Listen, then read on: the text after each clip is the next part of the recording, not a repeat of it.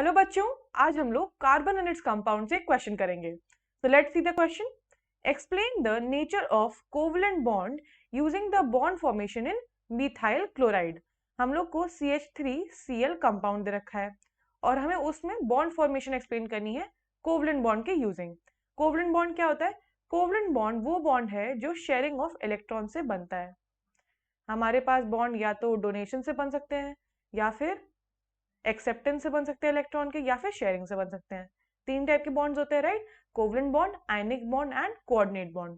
तो covalent bond जो बनता है वो इलेक्ट्रॉन की शेयरिंग से बनता है। Sharing of electron, give me a second.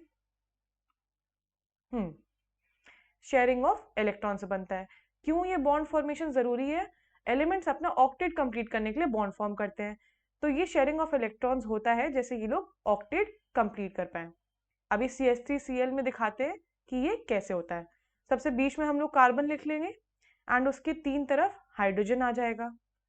यहाँ हाइड्रोजन आ गया और एक जगह क्लोरीन आ जाएगा। कार्बन जो है वो हमारा टेट्रावैलेंट है, उसके आसपास 4 इलेक्ट्रॉन है, ये हम लोग को पता है। हम लोग इसकी कॉन्फ़िगरेशन लिख के बता भी सकते हैं।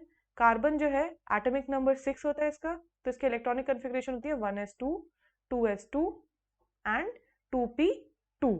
तो उसके आउटर मोस्ट शेल में कितने इलेक्ट्रॉन है? 4 इलेक्ट्रॉन है। तो ये 4 इलेक्ट्रॉन हमने ड्रॉ कर रखे हैं। और हाइड्रोजन हमारा क्या होता है? हाइड्रोजन इज 1s1, तो यहाँ पे उसके एक एक इलेक्ट्रॉन हम लोग दिखा देंगे। क्लोरीन हमारा ग्रुप 17 एलिमेंट है, तो क्लोरीन के आउटर मोस्ट शेल में कितने इलेक्ट्रॉन्स होंगे? क्लोरीन हमारा ग्रुप 17 एलिमेंट है, तो उसके आउटर मोस्ट शेल में 7 इलेक्ट्रॉन्स होंगे। वो 7 इलेक्ट्रॉन्स भी हम लोग शो कर देते हैं। यहाँ 3 हो गए, 5 6 एंड 7, ये 7 इलेक्ट्रॉन्स क्लोरीन के हैं। तो यहाँ पे कोवलेंट बॉन्ड फॉर्म होगा जब हाइड्रोजन अपना एक इलेक्ट्रॉन और कार्बन अपना एक इलेक्ट्रॉन शेयर करेगा।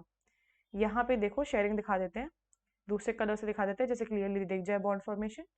ये हमारी शेयरिंग हो रही है, हाइड्रोजन का डबलेट कंप्लीट हो गया यहाँ पे शेयरिंग से, राइट? तो हाइड्रोजन का तो मकसद सही हो गया। अब कार्बन अपने बाकी के बॉन्ड्स में भी शेयरिंग दिखाएगा अपना ऑक्टेट कंप्लीट करने के लिए। सारे हाइड्रोजन के डबलेट जो हैं वो सेटिस्फाई हो गए हैं और यहाँ पे क्लोरीन के साथ भी बॉन्ड फॉर्मेशन हो जाएगा। तो ये हमारा बॉन्ड फॉर्मेशन होता है, शब्द में शेयरिंग हो गई। अब कार्बन अपने तो 4 इलेक्ट्रॉन लेके बैठा ही था और 4 इलेक्ट्रॉन से शेयरिंग से मिल गए, तो कार्बन का क्या होगा? ऑक्टेट कंप्लीट हो गया। तो ऐसे हमारे कोवलेंट बॉन्ड फॉर्मेशन करने से ऑक्टेट कंप्लीट हो जाते हैं, वो एलिमेंट स्टेबल हो जाते हैं जब वो कंपाउंड बन जाते हैं। यहाँ पे नेचर क्या है कोवलेंट बॉन्ड्स का? वैसे कार्बन और हाइड्रोजन जो है उनकी इलेक्ट्रोनेगेटिविटी में ज्यादा डिफरेंस नहीं है। कार्बन और हाइड्रोजन की इलेक्ट्रोनेगेटिविटी ऑलमोस्ट सेम है। तो यहाँ पे जो बॉन्ड बनता है, यहाँ पे जो कोवलेंट बॉन्ड फॉर्म हो रहे हैं, ये 3, 1 2 and 3, these 3 covalent bonds are non polar covalent bonds.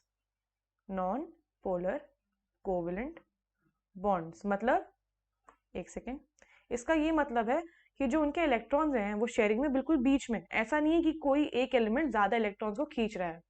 फिर हम लोग कार्बन क्लोरीन बॉन्ड में आते हैं। कार्बन क्लोरीन बॉन्ड में क्या होता है? इलेक्ट्रोनेगेटिविटी जो क्लोरीन की होती है, it is more than carbon. तो क्लोरीन क्या करता है, वो जो शेयर्ड पेयर ऑफ इलेक्ट्रॉन है, यहाँ पे 2 इलेक्ट्रॉन शेयर्ड है, वो थोड़ा सा अपनी साइड खींच लेता है, तो हम लोग उसे ऐसे एरो से दिखाते हैं। सो जो ये बॉन्ड फॉर्म होता है, ये covalent bond is a polar covalent bond. This is a polar covalent bond. I hope सबको bond formation in methyl chloride समझ आ गया होगा। All the best.